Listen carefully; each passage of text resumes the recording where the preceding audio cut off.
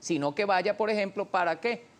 Mejorar los servicios, o sea, que tú puedas tener mejores garantías de suministro eléctrico, que puedas tener mejores garantías de suministro de agua potable, entre otros servicios públicos que han sido afectados también, como todo, ha sido afectado por el bloqueo criminal, genocida que impone el gobierno de los Estados Unidos de Norteamérica, no al gobierno del presidente Maduro, sino a todo el pueblo venezolano. Todas las venezolanas y venezolanos y los que no son venezolanos ni venezolanas que viven aquí también están siendo víctimas de ese bloqueo. ¿Y por qué no estaría, digamos, supeditado al control de la Asamblea Nacional? Mira, está supeditado a todos los controles. Es más, esta ley tiene mecanismos de control que superan a los controles ordinarios.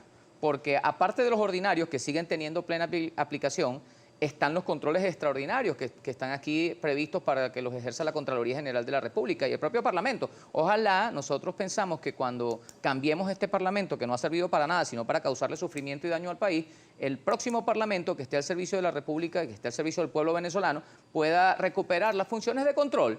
Y dentro de las funciones de control que constitucionalmente tiene establecido el Parlamento venezolano, se ejercerá el control sobre lo que se haga con esta ley. Ahora, ¿cómo convivirá este control que, según usted dice, sí podrá tener la Asamblea Nacional sobre los ingresos y al mismo tiempo el principio de confidencialidad que hace que sean secretos los documentos de transacciones que se realicen? Claro, es que la confidencialidad no está reñida con la pulcritud y con la correcta administración a la cual está obligado el ejercicio de la función pública.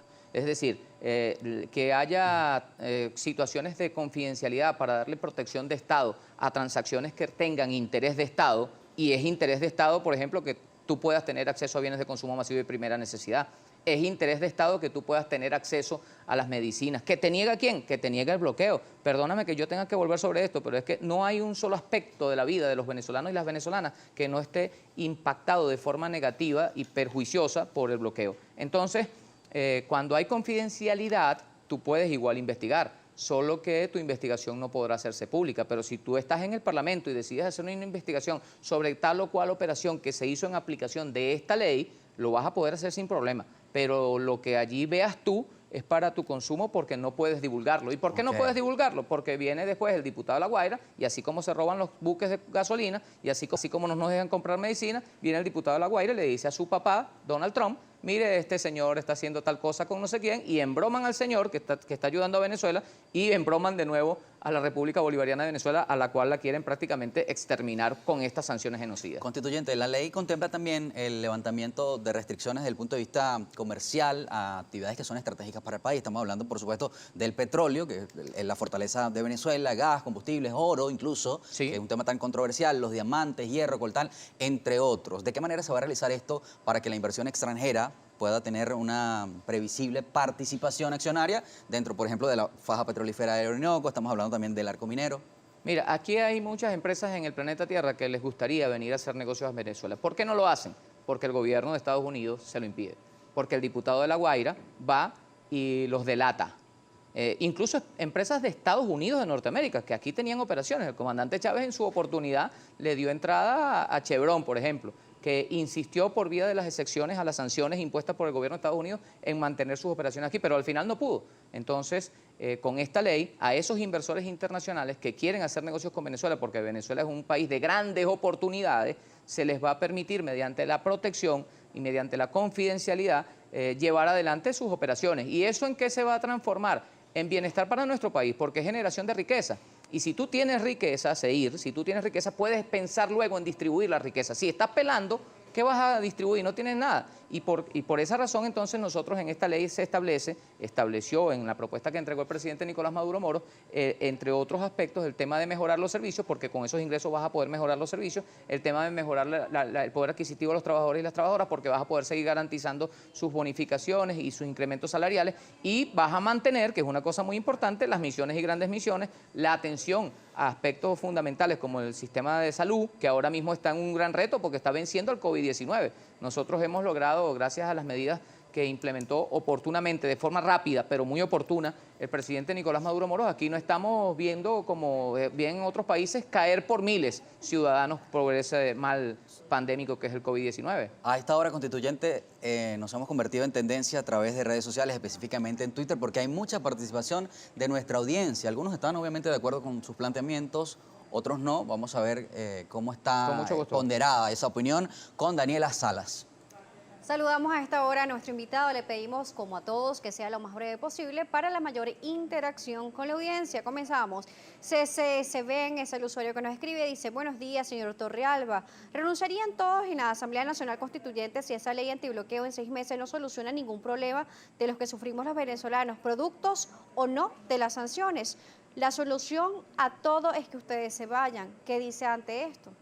Nosotros tenemos ya un periodo definido que va a ser hasta el 31 de diciembre de este año. Eso es lo que hasta ahora se ha dicho. En la Asamblea Nacional Constituyente no está previsto que ocurra de todos modos ninguna renuncia masiva como la plantea el televidente que escribió este tuit. Vamos a seguir revisando la participación de la audiencia que nos escriben a esta hora.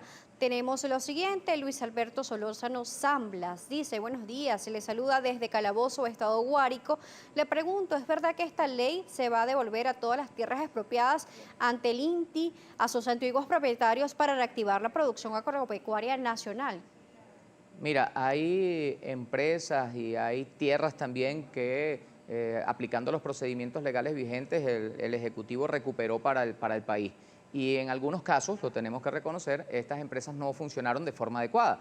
Si hay un inversor que quiera venir a poner su dinero para reactivar alguna de estas empresas en las cuales no se tuvo éxito cuando se tomaron posesión de ellas o que estén siendo objeto de medidas especiales en cuanto al disfrute de la propiedad, así se establece en la ley, puede darse la postura, incluso del propio dueño anterior, digo, si por ejemplo yo tenía una empresa y esa empresa fue ocupada y en la actualidad yo quiero volver a poner mi dinero para reactivarla, me puedo asociar perfectamente con el Estado. Así que todo esto es posible dentro del marco de esta ley y del resto de las leyes vigentes.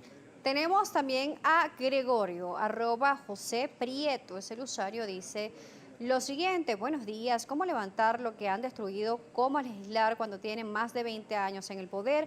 ¿Cómo avanzar con tanta corrupción que han tenido sus dirigentes como el robo de Rafael Ramírez? Expliquemos eso, por favor. Nada, el que siga metiéndose en problemas como se metió Ramírez, pues tendrá que darle la cara a la justicia, por lo menos aquí en Venezuela, porque ya sabemos que en el resto del mundo tiene un nivel de protección especial que le permite andar por ahí libremente y tener palacios en donde quiera que los tenga y todo lo demás. Aquí tiene pendiente de rendirle cuentas al país. Igual que él, todos los demás. Venezuela y el mundo debe saber que aquí no se contempla pasivamente los hechos de corrupción, sino que se castigan, sean del color que sean el que los cometa o la que lo cometa. Nosotros a esta hora agradecemos la sintonía y la audiencia y también nos gustaría consultarle, constituyente, lo siguiente. ¿Cómo esta ley antibloqueo va a ayudar a que países que han determinado algún tipo de sanción a Venezuela y también a sus dirigentes como Estados Unidos va a impedir que esto suceda? ¿Cómo una ley interna hace que no exista bloqueo por otros países? Sí. Las leyes internas que tenemos en la actualidad, yo lo decía hace un rato, son leyes internas para un país que no está siendo objeto de agresión, son leyes internas para un país que no está siendo brutalmente asediado, bloqueado en términos marítimos y asaltado en términos de la piratería que nos robó, por ejemplo, los 3 últimos tanqueros con gasolina.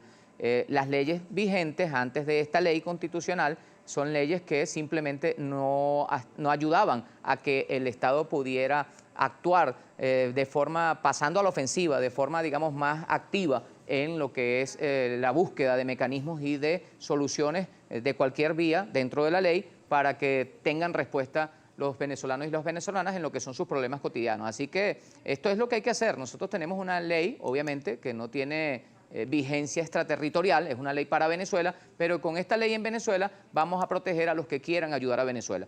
Con esta ley para Venezuela vamos a permitir que el gobierno nacional que protege al pueblo venezolano pueda actuar sin tantas restricciones como las que están establecidas en las leyes para cuando estamos en tiempos de no agresión.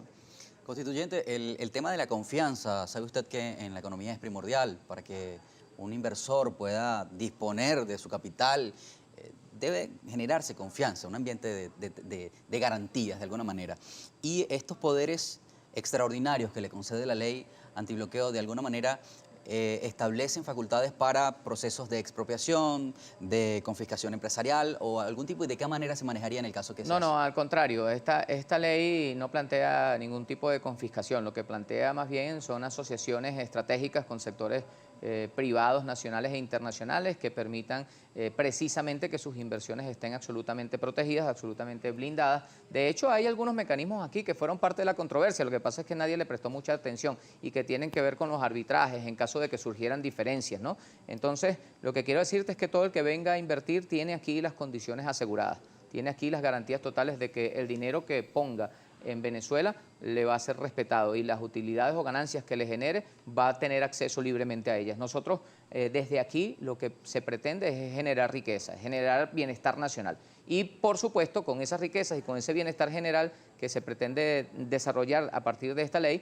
pues garantizar los derechos humanos que vienen siendo violados por el bloqueo genocida del gobierno de los Estados Unidos de Norteamérica. Esto yo lo he repetido 50 veces, pero es que podría repetirlo que le haya hecho más daño a nuestro país en la historia contemporánea que estas medidas injustas, que estas medidas coercitivas unilaterales injustas, ilegales y que causan mucho sufrimiento y dolor.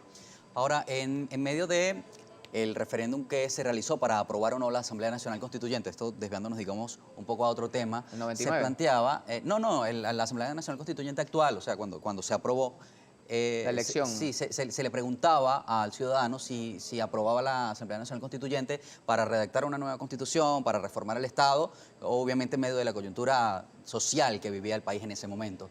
Quisiera consultarla, aprovechando su presencia. Diosdado Cabello decía recientemente que no estaba prevista quizá una nueva constitución. También se ha hablado que con la celebración de elecciones parlamentarias de diciembre finalizaría la Asamblea Nacional Constituyente. ¿Qué se ha decidido en este aspecto? ¿Finalizará la Asamblea Nacional Constituyente en diciembre? ¿Se presentará al país una nueva constitución como se le consultó precisamente en esa elección? Mira, la dinámica política de nuestro país, todo el mundo la conoce, es decir, aquí las noticias no le da chance ni siquiera de envejecer, ni a los acontecimientos tampoco.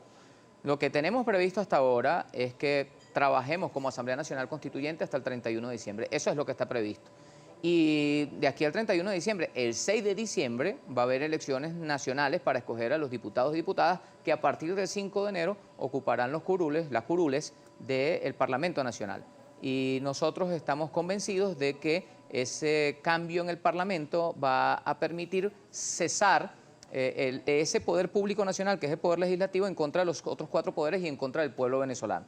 Y con el término o el fin de esa agresión que se protagonizó durante estos últimos 5 años desde el Parlamento hacia el país, nosotros creemos que puede haber condiciones para que se regularice, se reinstitucionalice los poderes y la vida normal política del pueblo venezolano. En cuanto a la redacción de la Constitución, de la nueva Constitución y la reforma del Estado. Debo decirte, en honor a la verdad, que nosotros avanzamos significativamente en todo lo que tiene que ver con la materia constitucional. Es decir, hubo gran cantidad de asambleas en todos los sectores, en particular en lo que tiene que ver con los trabajadores y las trabajadoras tenemos unas propuestas concretas, pero como te digo, si la dinámica política no da para que surja una nueva constitución, habrá ya oportunidad de que estos debates se lleven a cabo entonces en el próximo Parlamento o habrá oportunidad más adelante en el futuro cuando vuelva a surgir un ambiente adecuado de replantear estas iniciativas que han quedado allí porque son producto del enriquecimiento de la participación del pueblo en términos de propuestas legislativas para la Constitución. Se anunció en días recientes que el Parlamento Constituyente finalizaría su accionar en diciembre, que era parte de los acuerdos. No me queda claro si por fin se va a finalizar, si va a cesar sus funciones en diciembre. Te he dicho, Seir, que la dinámica política es muy intensa en Venezuela. Lo que está previsto es que finalice como se ha anunciado. 7:17 de la mañana. Gracias por su tiempo. Gracias, Seir, por la invitación y feliz día para todas y todos. Vamos a la pausa.